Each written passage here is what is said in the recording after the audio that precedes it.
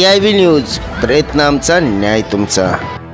13 वर्षांच्या मुलीच्या पालकांनी शाळेच्या हेडमास्तराला आपल्या मुलीसोबत घडलेला दुर्दैवी प्रकार सांगितला। त्यानंतर त्यांच्या पायाखालची वाळूच सरकली।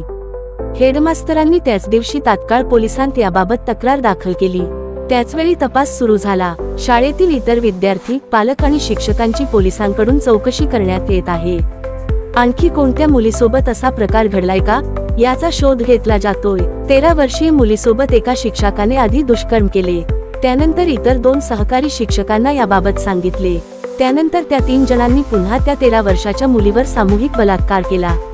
या धक्कादायक घटनेनंतर तामिळनाडूमधील सरकारी शाळेचा प्रश्न ऐरणीवर आलाय। पालकांमध्ये तीव्र संताप आहे। पोलिसांकडून या प्रकरणाचा तपास सुरू आहे। लोकांच्या तीव्र संतापानंतर पोलिसांकडून तिन्ही नराधम शिक्षकाचा कसून शोध घेण्यात आला। कृष्णनगरीचे SPP थंगदुराई यांच्या अध्यक्षतेखालील पथकाने तिन्ही आरोपींना बेड्या ठोकल्या आहेत। पोक्सो कायद्याअंतर्गत तिन्ही आरोपींवर गुन्हा दाखल करण्यात आलाय। शाळेकडूनही त्या तिन्ही शिक्षकांना सस्पेंड करण्यात आले।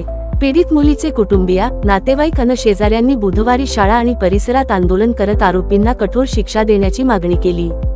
पीडित मुलीला कृष्णनगरी सरकारी रुग्णालयात उपचारासाठी दाखल करण्यात आले। सध्या मुलीची प्रकृती स्थिर आहे। आरोपींना कोर्टात हजर करण्यात येणार आहे।